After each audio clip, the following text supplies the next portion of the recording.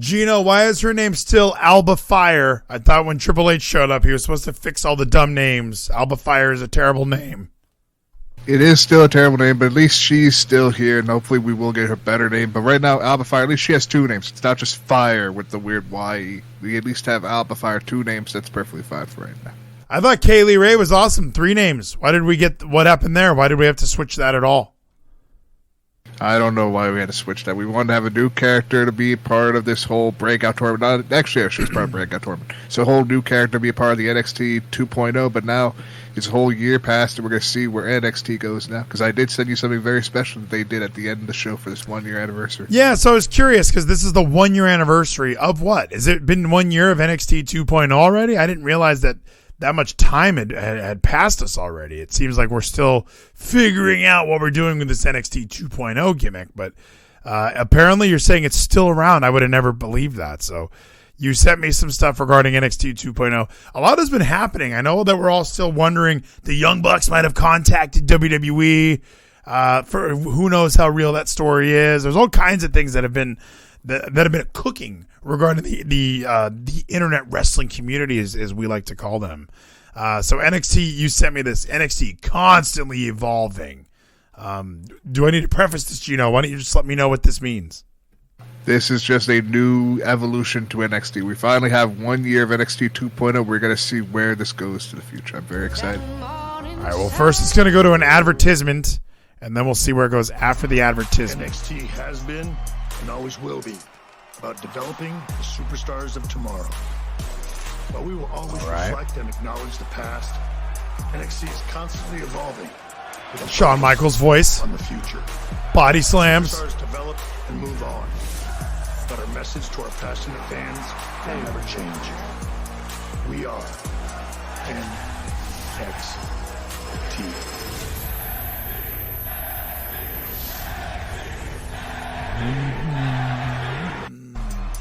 So what is that?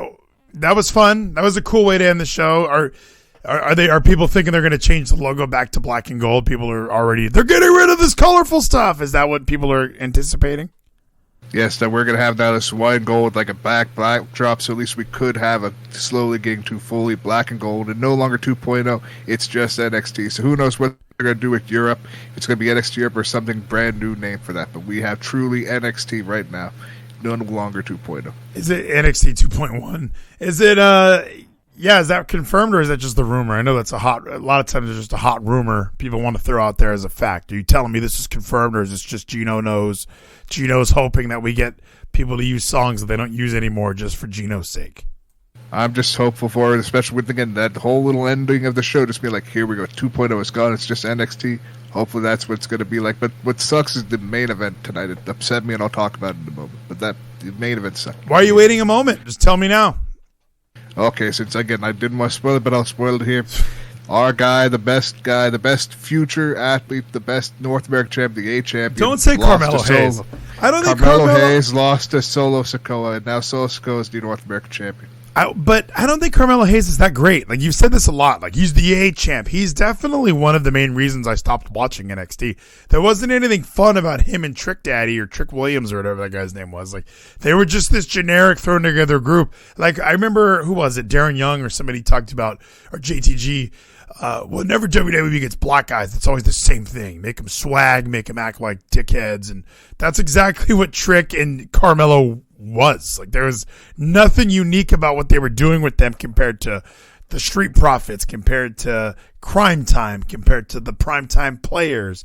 It's just, two black dudes? Make sure they wear glasses and silly shirts and chains. Like, what do you mean Carmelo Hayes, our favorite, our future? He's one of the worst guys on the show. I still remember the first time he showed up in NXT when he slapped Adam Cole's face, having this big debut moment. That was going to solidify him as a star, and I was like, this guy's the future. This guy's great. And then again, we had him as the A champion, had this big moment, having him beat everybody. Johnny Gargano, having all these losers going up to the main roster and never come back, and Carmelo was the guy to put himself over. Just beating Ricochet in an amazing match at the NXT event that happened this past weekend, 2 weekends ago after Clash of the Castle that weekend. We had an amazing contest for him, and now he has to lose to Solo Sikoa. It's just so Solo can have a belt with his family, so Sammy's the odd man out still. It's just disappointing. Is that just why, though? See, you don't do that. It's not just why he has a belt. He's also a good wrestler. Like, he's also earned it. He was in a program with Carmelo Hayes already, so it makes sense for him to have a championship. It makes sense for him to finally get the belt off of Carmelo Hayes, and you can call him the A champion. All of us forgot he had the belt, so it's not like he was very important to the structure of that show. If anything, Solo Sikoa, we were already excited for him with his involvement with the Bloodline. It made more sense. And if you want people to watch NXT, maybe have some of the guys on Raw and SmackDown, like they've been doing with who have they been doing that with? But some of the tag team people, they've been trying to mix it up. They've been trying to throw NXT people on these other shows. And I think that's a smart idea, like Giovanni Vinci showing up. That was a fun moment. So if you want to get everyone to watch all three brands, there does need to be like, oh, Solo won a belt on the Tuesday show. Maybe you'll watch it this coming Tuesday on USA Network. But it wasn't just so he can have a belt. He could have been 24/7 champion. True, and that's why hopefully we at least set this up for that. Carmelo Hayes gets the main roster. Trick can come as well, but I think Trick is still kind of green. Carmelo is a star that they can just put to the main roster right now. It would make everything better. How would you use him on the main roster? Like, what is there for Carmelo Hayes? Like, I can't imagine a successful Carmelo Hayes booking in the main roster. There's just, what do you have him do? All right, what we got to do first, we got to finish up this Austin Theory John Gargano feud. So Papa John just teaches Austin Theory this lesson, gets him out of the way. Then the first guy with his debut and then on the main roster, Carmelo Hayes, John Gargano, have that be a nice 3-month feud. Have them find out who's the better athlete, and then John Gargano wins. But they then have Austin Theory and Carmelo Hayes. Carmelo Hayes doesn't mind putting people over like John Gargano and Austin Theory, but he's the better wrestler. But for storyline's sake, so you just buried Carmelo Hayes. Like, you were like, the best storyline that I got for Carmelo Hayes is to have him come up and put over Gargano. Like, that was your immediate thought was, let's get him on the main roster to have him put people over. And then you were like, he doesn't mind putting people over. Like, he has a fucking choice. Like, no, he's going to lose matches because longevity-wise, what is his character? What is his ceiling? Because I don't think his ceiling is extremely high on the main roster. NXT is a good playing ground for him because I could see him being the NXT champion. I could see him being the star of their minor league system. I don't see him being a top guy on the main roster. He doesn't have a build like Booker T. He's just a smaller guy. Like, he's not going to be one of these main like him versus Roman would never work. Like, you would have to do, if D-Bry was here, you could do like a him and D-Bry. But for smaller guys, a lot of times it doesn't work anyway on the main roster. So now you're like hoping he goes up to the main roster to lose to an even smaller guy in Johnny Gargano. I don't know. Again, I said 3-month feud. We have a whole 3 months with him. He goes over the first match. Second match, Johnny. We have a big, amazing third match where Johnny does go over. So it doesn't bury him. He still looks strong in a big match with Johnny Gargano. I think it still buries the person if they like come out of the whole feud losing. Like, there's got to be some sort of like, because what do you do after that? You just put him in a tag team with Theory? Isn't that what you just said? No, we put him in a feud with Theory. Theory then needs to really be able to prove who is the future star. Because I do feel Carmelo Hayes and Austin are the two guys who could be the future of WWE right now. You really do. Carmelo Hayes and Austin Theory? Did you say, was Austin Theory in that group you just mentioned? Yes, Austin Theory has proved himself a lot this past Austin week. Last Theory. week he did have a really bad promo, but this week he had an amazing promo with Kevin Owens. Amazing backstage exclusive on Raw that I was like, this guy can really do it. He can put people, because I gotta do, like, currently his whole thing right now is he's still the doofus. He's still dumb Austin Theory because he's calling all the other people dumb. He's still insecure about himself because he remembers his time in NXT where he was just a dumb meathead character. He was just a son. This is all meta. You need to think about Johnny Gargano. No, I don't. You need to think for just 1 second. You just openly said out loud that Carmelo Hayes and Austin Theory are the future of WWE. Like, that's the two guys that WWE is going to hitch that wagon to is going to be Carmelo Hayes and Austin Theory. Like, we watch NXT, we watch AEW, we watch Impact, we watch WWE. Austin Theory and Carmelo Hayes are the future of not just, you could say WWE. WWE is still the most watched wrestling product in the world. So you can say the future of wrestling is Carmelo Hayes and Austin Theory. Yes, at least for WWE's wrestling. The sports entertainment aspect, Austin Theory, Carmelo Hayes are the future of what WWE has. And just like I do believe Cora Jade is the future of the women's division. Oh, I can't. I don't know if you're trolling like this early on to like just be you, but that's astounding. I don't think anyone has ever thought that. Like, dude, this Carmelo Hayes is being wasted as the North American champion. We need to get him to the main roster stat so we can start stacking belts up there, dude. Start stacking checks. Who's gonna beat Roman? Carmelo Hayes. It was written in the stars.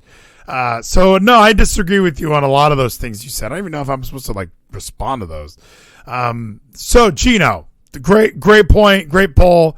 NXT stinks. The people that are all champions there, I don't know what their future is. I really don't, because this show sucks. So it's kind of hard to like think of Braun Breaker going to the main roster. It just sounds awful, doesn't it? Like there's nothing about that sounds good to me. Cora Jade to the main roster sounds okay. I think they can make that character work. I think they can make that work. Thank you, Rizzo. But as far as Braun, like, what would you do with Braun? Just have him go immediately up against Roman Reigns? Like, that's just your plug him in, or would you try and do some sort of a build, like a Ryback type build where he's beating up jobbers? Like, how do you use Braun on the main roster, let alone Carmelo Hayes? Well, we have some time passed right now. Have like a few months. He's still the world champion in NXT. Hopefully he does lose eventually, because we do have this big match setting up, possibly with him and Tyler Bate rematching that. It's going to be a good contest. But I feel what we got to do after like a few months, because we're also going to be building Braun Strowman. The big match we got to see is the two Brauns fighting it out. Rex Steiner versus Braun Strowman, the Titan. It's going to be an amazing contest. Do that for like 3 months to find out who is the bigger and better Braun.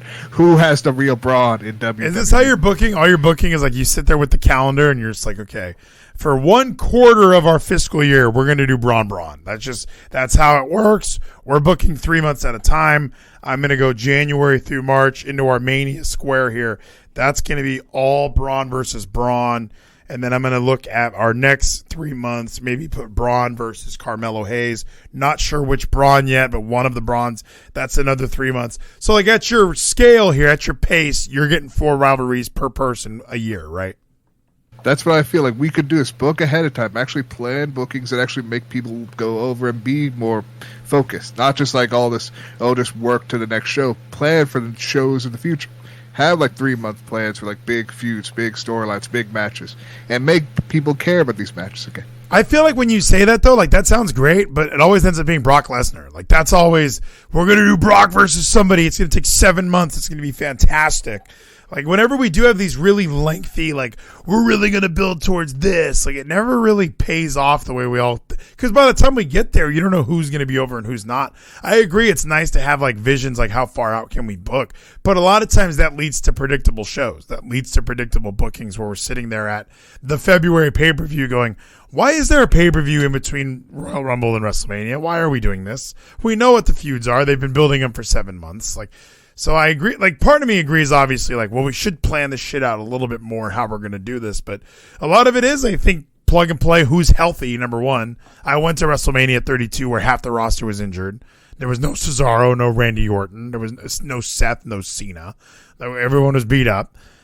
So, like, obviously, I think a lot of things go into it where, like, they're probably just thinking, hey, if we got this match now, let's just do it now. Like, that Cena Roman match at No Mercy made no sense. Like, the fact that they just pulled that off at a No Mercy. Auld Lang Syne with a couple King's Troves. Thank you, Auld Lang Syne. The fact that they pulled that off at a No Mercy on the same card where they had Brock and Braun, sometimes I think they just worry, like, we just got to get this shit over with now.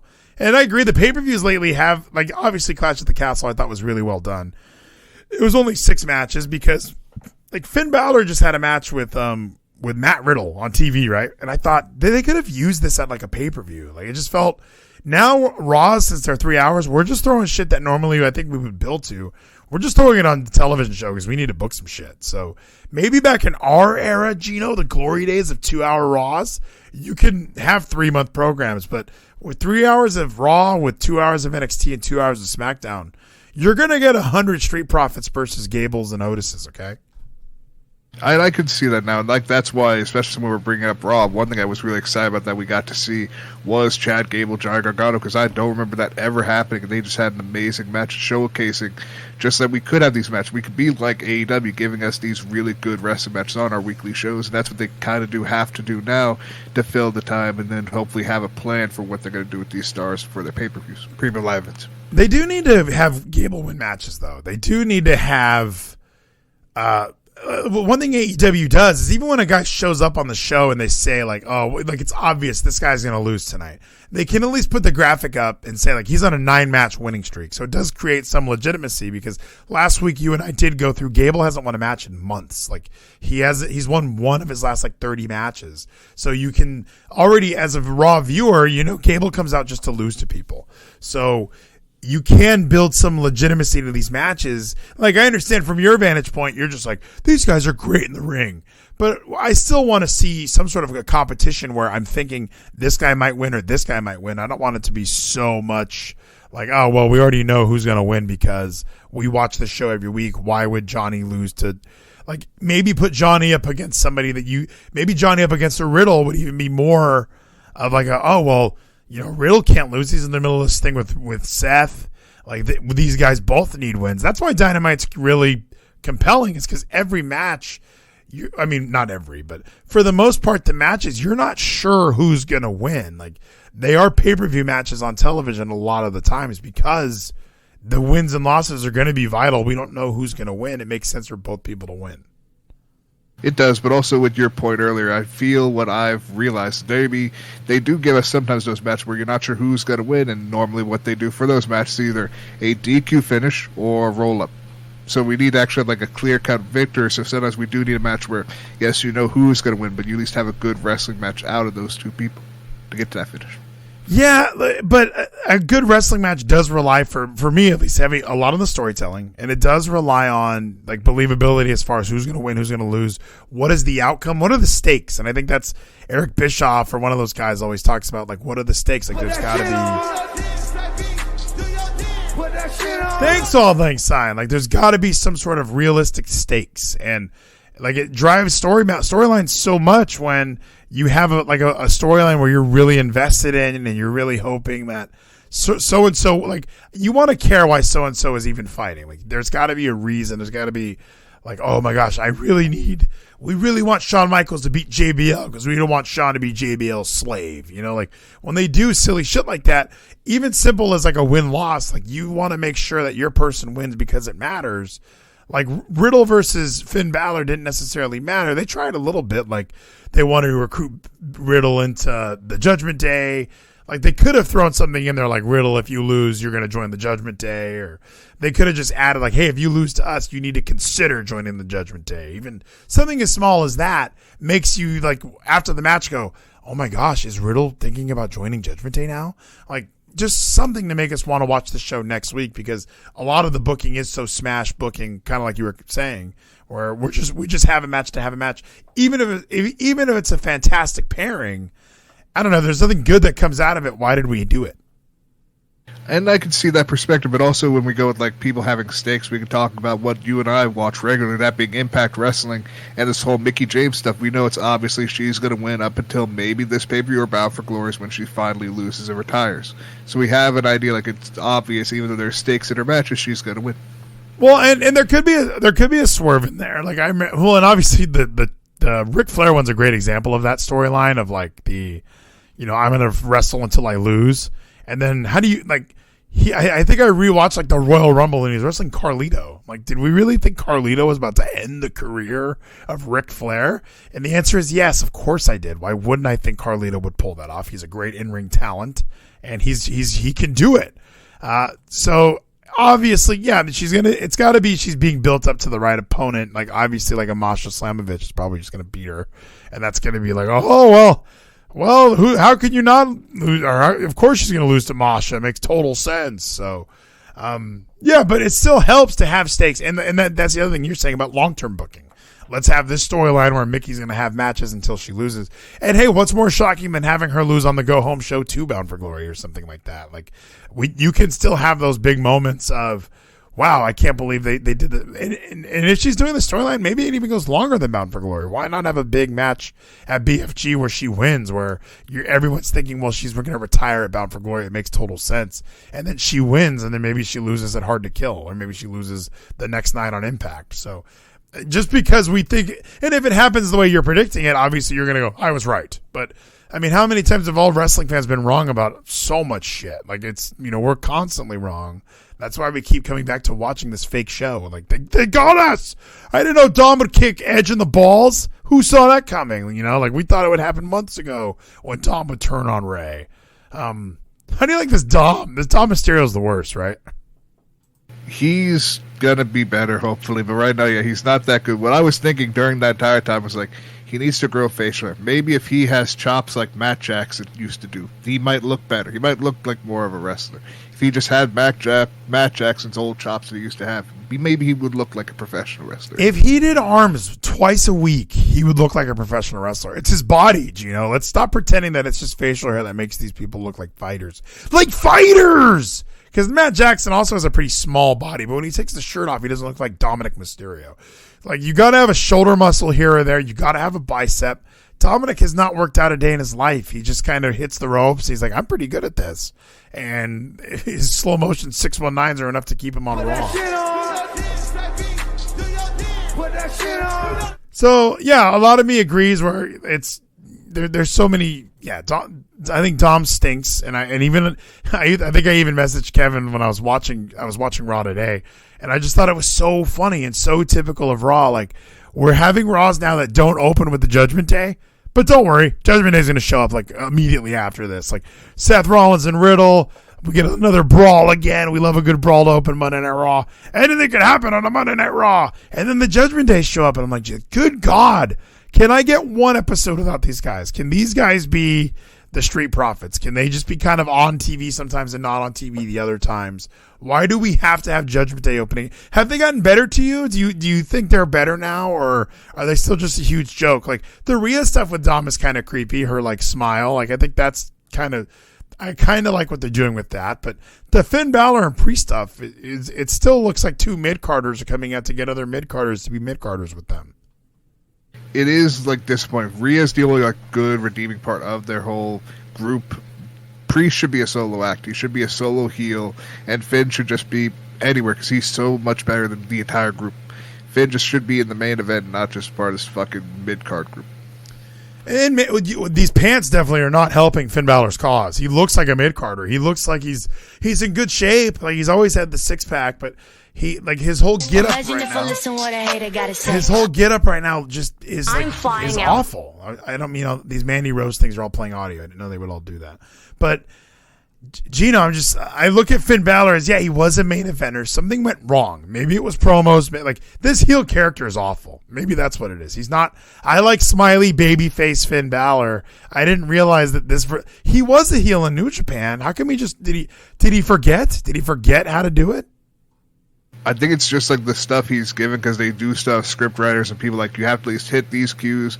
But again, we also know like there's a lot that's just fully scripted. They're not just cues you have to hit and make sure you say it in promos. So he has to say it the way it's written and not really in his voice and the way that Finn would do it, how Prince Devitt would do it. I think he should just do it what he thinks is going to work. And like you're saying, like, oh, he's saying it the way that they wrote it for it. Like, are they putting in the script? Are they putting like, say it angrily or say it douchebaggily? Because he's got that one down right. He's got make people cringe on Pat. Like, he is so good at making me want to turn Raw off. Damian Priest is not bad on the mic, if I could throw that out there. I don't know if the chat's going to eat me alive for thinking that, but I think Damian Priest is, well, like, when he's talking, I'm not worried at all. But the facials of Finn Balor during a match are awful. Like, everything about him is so bad. I still think he's a really good wrestler. That's Finn I'll always know is just this amazing wrestler. And Priest I know is good. Like, I remember, again, I'll always bring up fucking Punishment, because Punishment Martinez was a guy I was really high on and really over for, because I was like, this could be a champion. And now he's like on WWE and they're not doing anything but putting him in this mid-card group. And I even go for titles, just going after nobodies to try to keep themselves in the mid-card. Wait, what does that mean? The group. Yeah, you think they need to go for a belt? Like, that would make them better? Because there's ways to go, like, not be going for a belt and still be relevant. These guys just suck. Like, you can be in a faction and not have a belt and be entertaining. These guys can't even do that. It's just, again, I just feel that would make them at least feel more like a threat if they actually were going for belts instead of just people who aren't in a feud, so they're fighting. I don't know. I disagree with that, because you can have like an evolution. I know Triple H had the belt most of the time, but you can have a group that they're doing their own thing. They're just running the show. Like they know that they have power and they don't need a belt to justify that. And even you can even have a mid-card belt or whatever. Like, okay, here's this belt. Like it's not like these guys winning a tag belt's going to make me think they're better. Like the way they talk is douchey. The way they make their facials is douchey. I thought the entrance would be awesome. Like I love Alter Bridge. They make it suck. The purple, I got out my purple handkerchief just so there's some purple. Damian Priest is wrestling in a corset. What is happening? So, and look, we can all say, well, WWE's making him do this. No, you can take the corset off in the middle of the match. Don't worry about your corset. Finn, you can rip out your handkerchief. That was probably his idea. What if I have a handkerchief in me damn pants? He might have done that, but also, if we go with that, he might just decide to do it as like, he'll at least still say to defend it that he's doing it to honor Brody Lee. That doesn't make it okay. I'm going to look shitty to honor somebody. Like, no, just be a good wrestler. Brody would appreciate you being entertaining and not being the worst. Like, because Finn used to be good at this heel stuff. Like, his Prince Devitt stuff was all right. But now I'm thinking, no, I was wrong. It was small. I was going to say it was small fish, really tiny pond. It was small fish, petri dish. Now he's the same size fish in the ocean, Geno. Yeah, that's why we just need to hope that something good will come out of the finish of this whole long-term, boring, feeling like it's never. Maybe that's the problem. Maybe this has the lengthiest. Like you mentioned, like we need long-term storylines. This is it. This is the long-term storyline that we're getting, and it's awful. It's so bad, and it opens every week on Raw. Every week I'm reminded, the Judgment Day are here. First of all, it's the worst name. It's the worst name for a thing. The Judgment Day. We had a pay-per-view called Judgment Day for 20 years. Now this group is called The Judgment Day. I'm going to start a faction. It's going to be me, you, and Tyler Spida. We're going to be called The Backlash. And we're going to go up against Rizzo, Dakota, and All Like Sign. They're going to be called The Bad Blood. So it's going to be The Judgment Day versus The Bad Blood versus The Backlash. Thank you so much, All Like Sign, for the chicken winner spell. I said no wrong things there, Geno. Their name is stupid. Everything about the idea of like we're this black and purple. They were supposed to be like the Messiah thing, and then it kind of got tweaked because everyone said you're just ripping off Seth. And then he turned face, and you even said they were going to do like a supernatural gimmick, and that didn't go through. Dude, it sucks. The Backlash.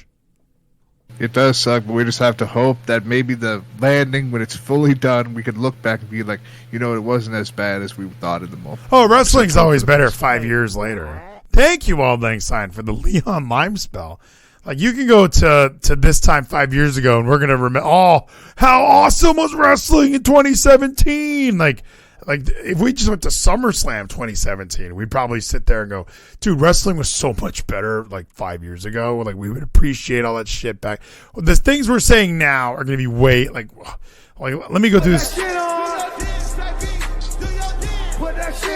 Thanks, Ricardo. I appreciate that, my friend. Geno Ricardo.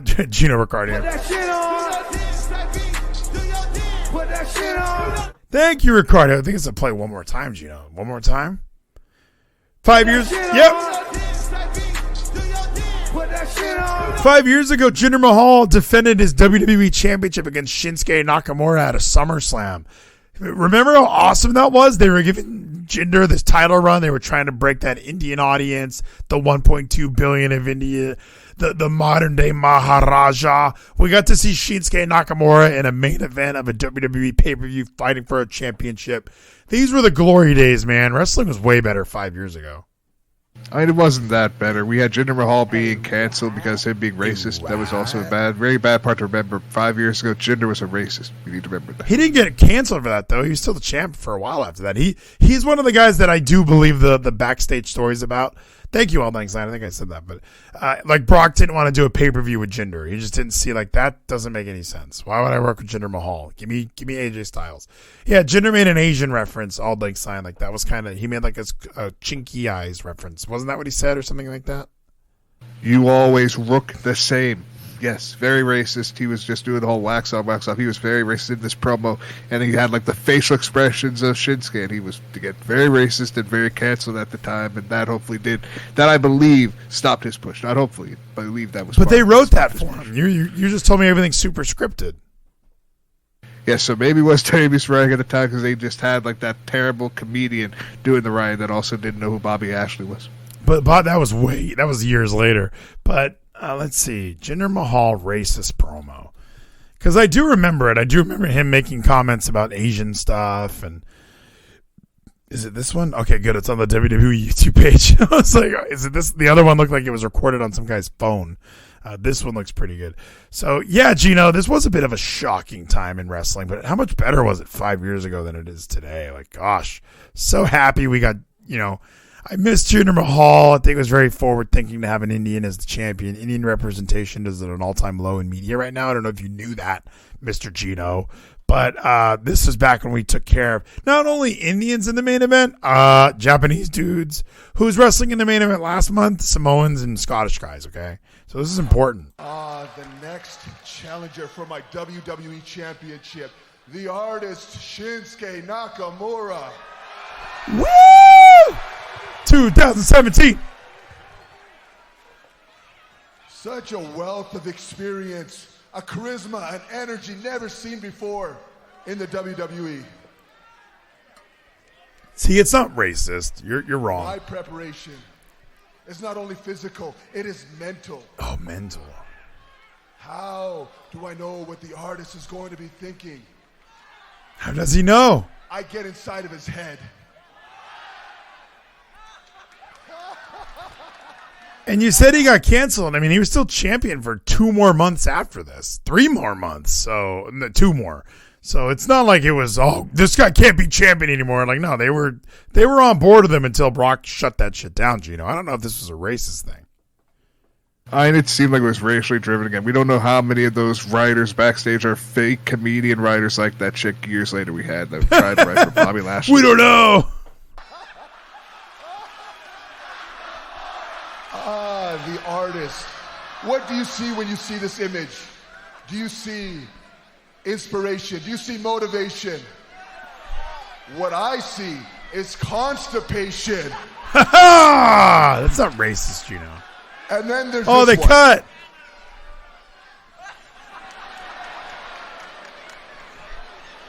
Do you think they cut out the racist This part? right here is Shinsuke Nakamura when he's listening to Michael Jackson thinking, what can I rip off next? This Jinder was awesome, wasn't he? Wrestling is way better 5 years ago, Gino. And then there's this one. Come on, is this the racist part? They better not cut around the racist part. The far too familiar face of Shinsuke Nakamura. When somebody yells out, Godzilla! That was racist, Gino. He made fun of their accent, all right? That's not okay. That's why in 2 months he's going to lose to AJ on TV. Yes, he didn't deserve to be champion, so yeah, we made sure his championship reign ended on a fucking regular television show, not a pay-per-view. He didn't deserve it anymore. Are you not a Jinder guy? I was a Jinder guy. I liked Jinder Mahal. I was glad he got to come back and be part of WWE again. So I thought it was cool to see somebody who, like Drew McIntyre just did, or almost did, or he did it already, but somebody who was with 3-man band, got released, came back and won the WWE Championship. Like, I think that's fantastic. He also put on a lot of mass, which he talked about on Talk with Jericho. He got really into fitness and he really started to do his diet and take care of himself. He also had that thing like on his nipples that The Rock had surgery for. But I thought this was really fun that he got to at least have a title run. Now, clearly he was like not the main champion, even as WWE champion at this point, you wanted to be Universal champion. You wanted the red belt. SmackDown was kind of the Tuesday show that you might watch. But, 5 years ago, I thought Jinder was killing it. Jinder was killing it for a point, and then again, we had him being kind of racist at this point, but in the feud before it, Randy was also being kind of racist, being like, people like you, my dad would be pissed off if people like you were champion. He said something like that around that line. So like being kind of racist that he would kick my ass if people like him were champion. I don't know if that was a racial thing. I think that was more of a people like you who's a jobber. You're the champion now. That's what that was. Because I remember that too. Because he got beat up by Gronk at a WrestleMania, and then the next month he won the belt. So it was kind of You should not be champion. You're a jobber. You just won the title somehow, like, because you're Indian, they want to put you over. So, no, my dad would hate you. The booking committee did this for you, not me. That's one way of seeing it, but I do kind of see how society at the time, even 5 years ago, would have seen, Randy's being racist, then months later, Jinder's being racist. Everything's racist in the writing room back then. Yeah, I think when you're a libtard, everything is racist. That's all. I mean, I could look at anything and just think it's racist. Like, that's super easy to do. Like, even Raw, even watching this episode of Raw, like, you could even say, like, of course. Oh my gosh, All Lang Syne, thank you so much. Like it's everywhere. Everywhere in wrestling, you can say, like, there's not enough diversity at the top. And look who's running WWE. It's Triple H, white guy. Look who the CEO is. It's Stephanie. Look who the other guy is. That's a man, not a female. Like, there's always going to be a way to spin it and say, this is negative. Like, it should be this. It needs to be this. Like, the only way everyone's going to be happy if a bunch of trans people are going to be champions. And no, that won't make me happy, Geno. Well, at least we're all happy with AEW, which does have the first trans champion in a major promotion in all wrestling. And for them doing, and I think they just did that to do it, right? Because Nyla's not that good in the ring, and clearly since losing the belt, they haven't done anything else with her. Like, she's part of this next round of, I just didn't see myself being valued in AEW anymore. I feel her, Marina Shafir, Vicky Guerrero, Beasts of Burden are doing a very good job in Elevation and Dark, and they're going to be a main part of the show when they realize we need to have women's tag team titles, and they're going to be the best women's tag Why team haven't champions. they done that yet? Like, they created that All-Atlantic Championship just to have a belt to be on the indie shows and to be on Dark. And then they did the trios titles. Why not just finally come out and do a women's tag titles? There's no shortage on belts. We put out so much content that I may or may not watch, but you can easily throw a women's tag team division together out of the roster that you already have. Make Dark Elevation almost exclusive to your women's tag division. Like, why not? Like, it's an easy way to keep more women involved on your show. True, and that's what I was hoping for back in the day when we had Penelope Ford, Allie, and Ty, and fucking Anna Jay. That whole big street fight I loved that fucking New Year's Eve street fight we had. It was one of the best they've ever had, one of the best hardcore matches AEW's put on television.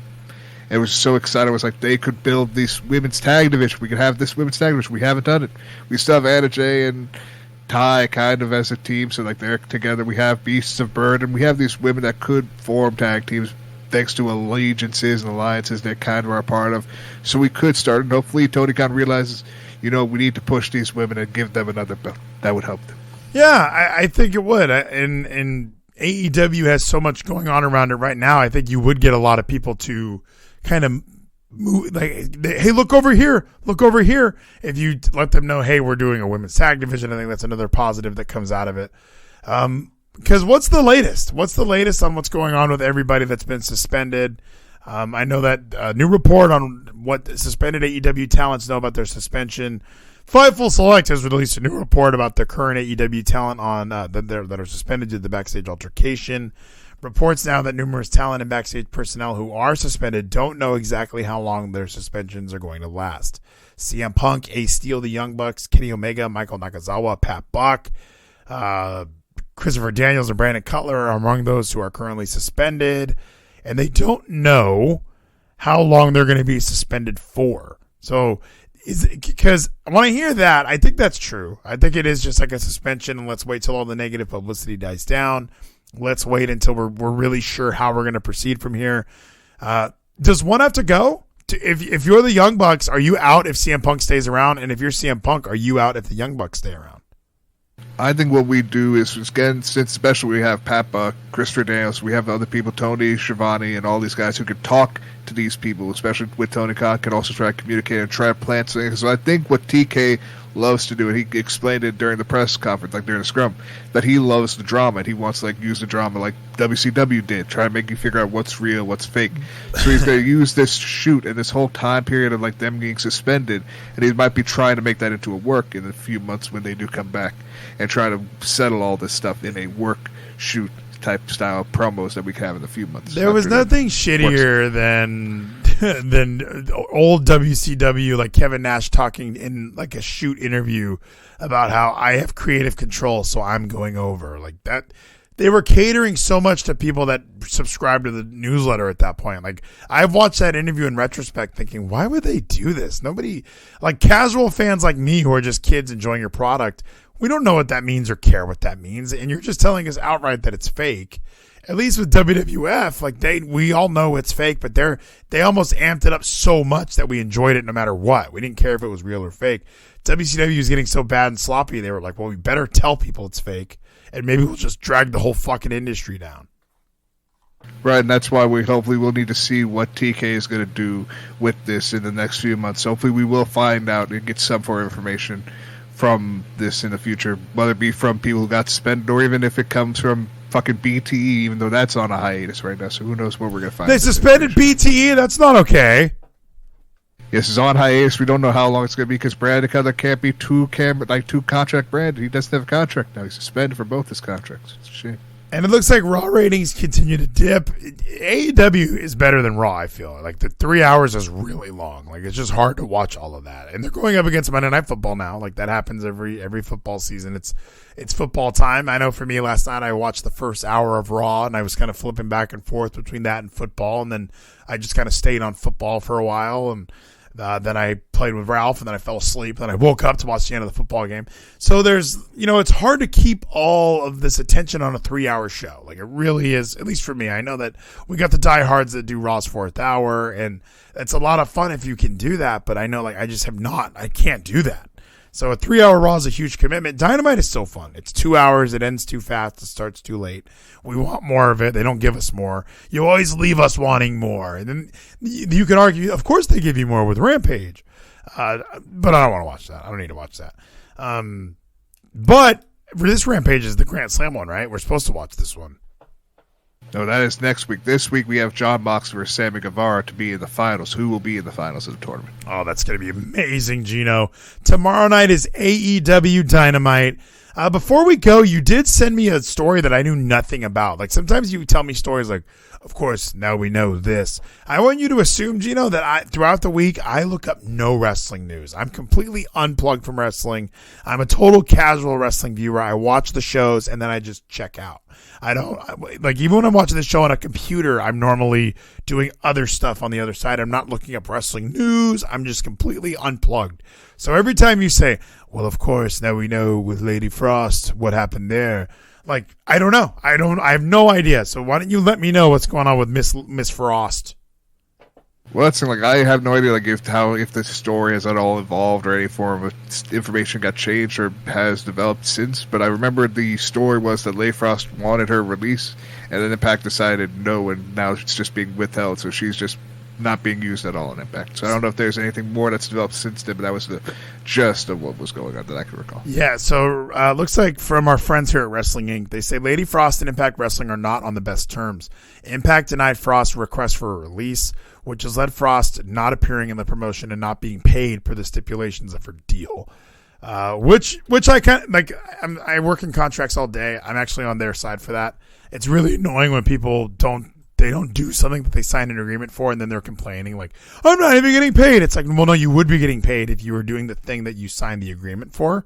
So let's just do that, and then we'll pay you. We'll happily pay you if you show up to do the thing that we were hoping you would do, that you said you were going to do. So it's not like there's some sort of weird vendetta against you personally. We're just paying you to wrestle, and you're deciding you're not going to do that for whatever reason. Because you want to be released. Like, we're still going to pay you, so don't be mad that you're not getting money. Just come here and wrestle. Fightful Select recently confirmed that Frost was recently asked by Impact to put over Masha Slamovich. Okay, which reports saying that Frost and Impact ceased communication shortly after that.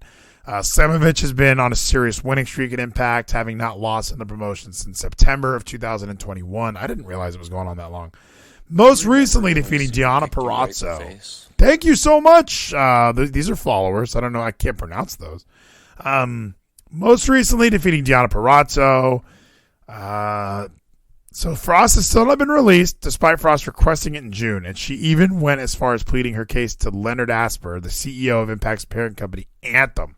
Frost was booked for an Impact event in April during the promotion's tapings in Dallas.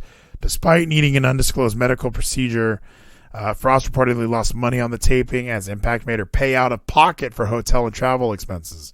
Frost initially signed with Impact in October of 2021, and that's where that kind of ends. So I don't know. What do you think? Like if you're Lady Frost, like everyone else seems to enjoy working for Impact. Here's one person that this is a huge opportunity for her.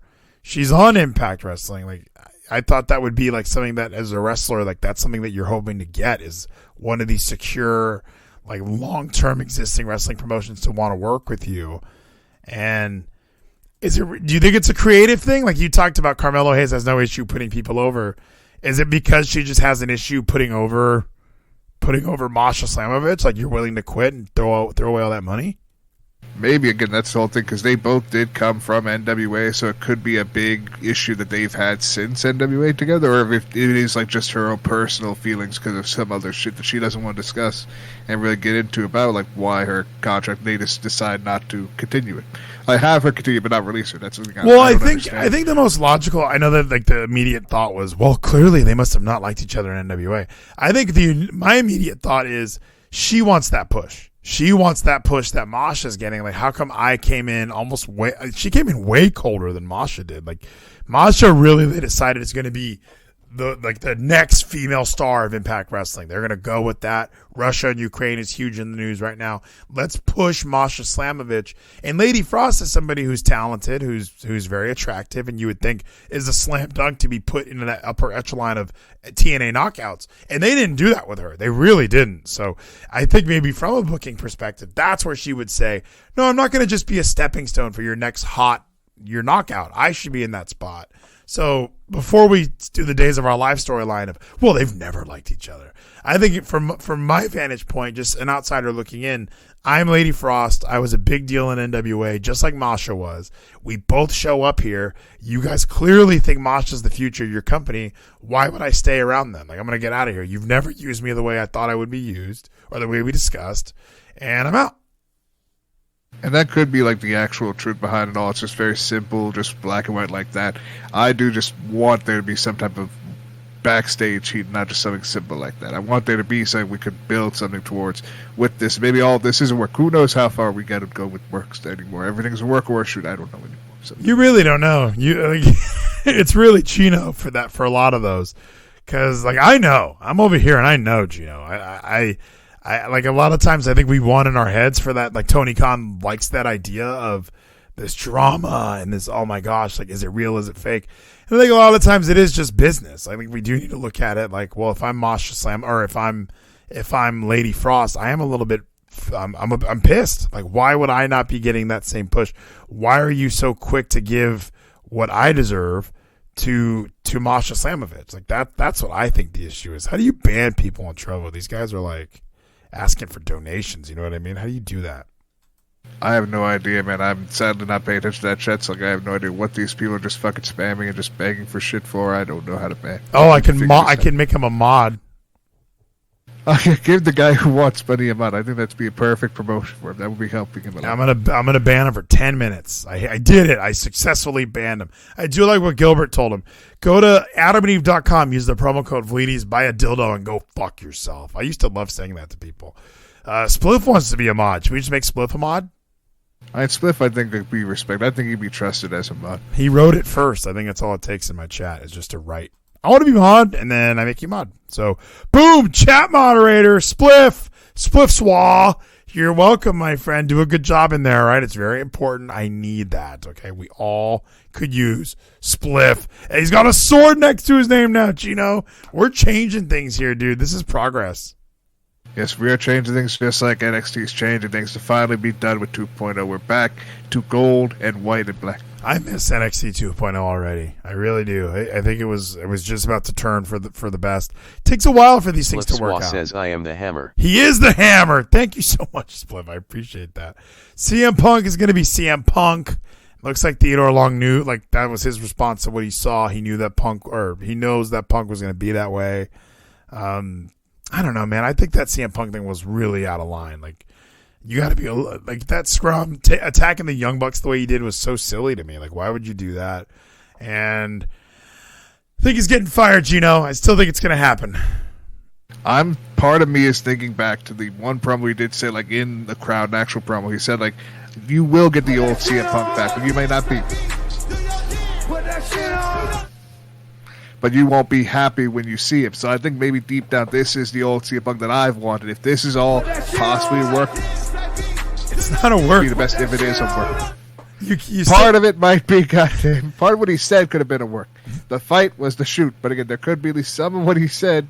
He might have wanted to make it into work, but the Young Bucks and Kenny are all fucking pussies who can't handle some of the shit. You're such a wrestling fan. Like, you are so hoping that this is a work because of things you've heard Eric Bischoff talk about and Bruce talk about and all these people talk about. Like, it's so juicy and delicious. It's got to be a work. Like, right? Like, even didn't Bruce say that? Like, if you saw it on TV, it's a work. Like, that's what you're hoping to see here.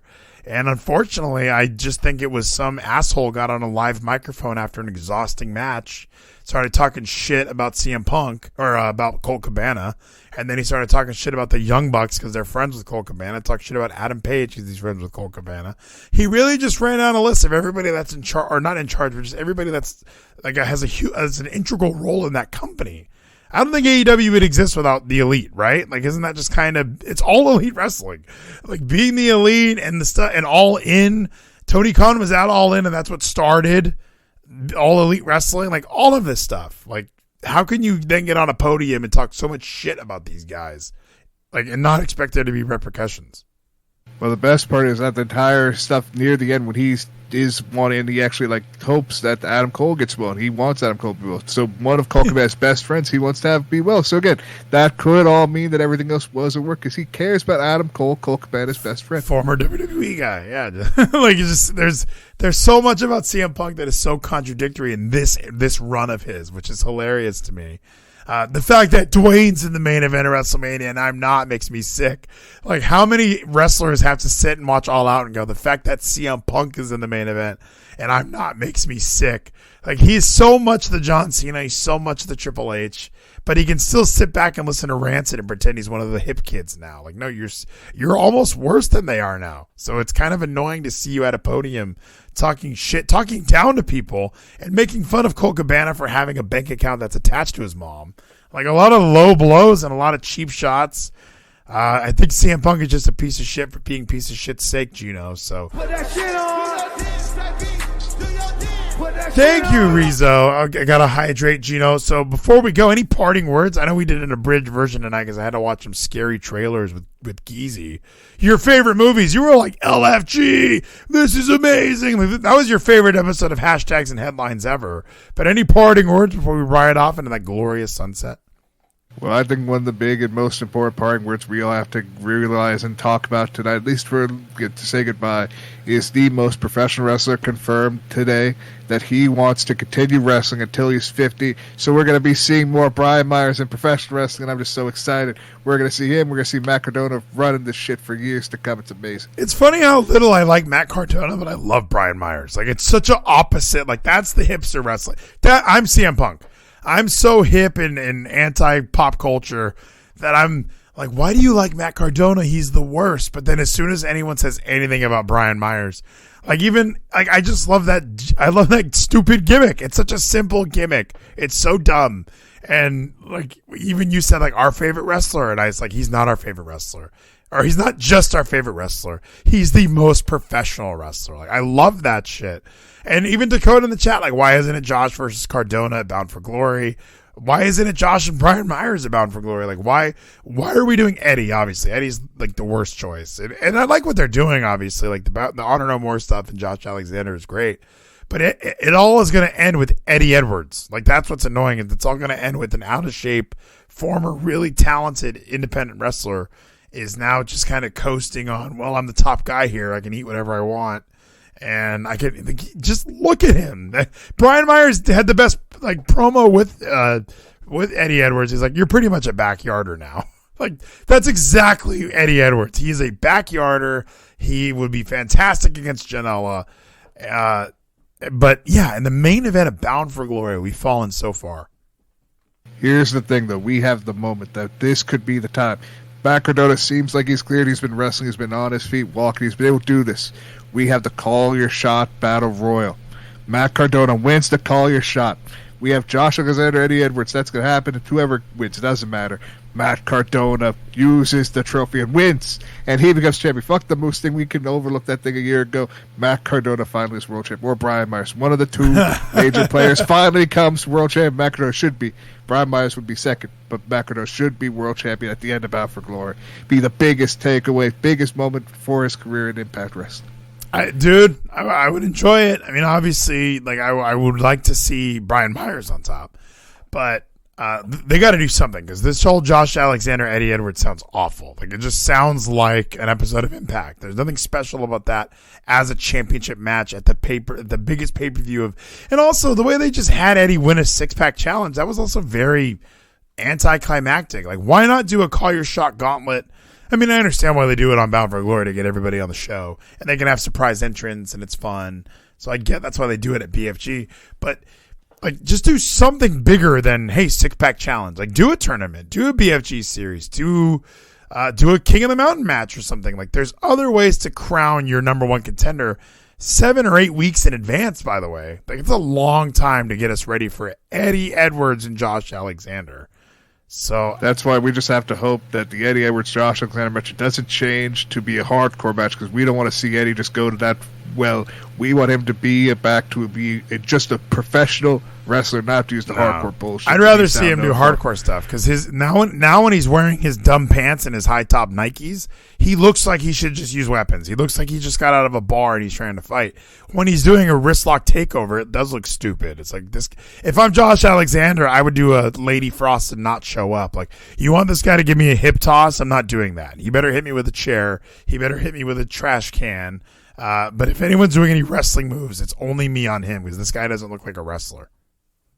So we just have to hope that his gear, he doesn't wear the shirt, he doesn't wear the pants, that it's all about Misawa. And he wants to always reference Misawa all the time by wearing the emerald, because Misawa was his favorite that he learned from.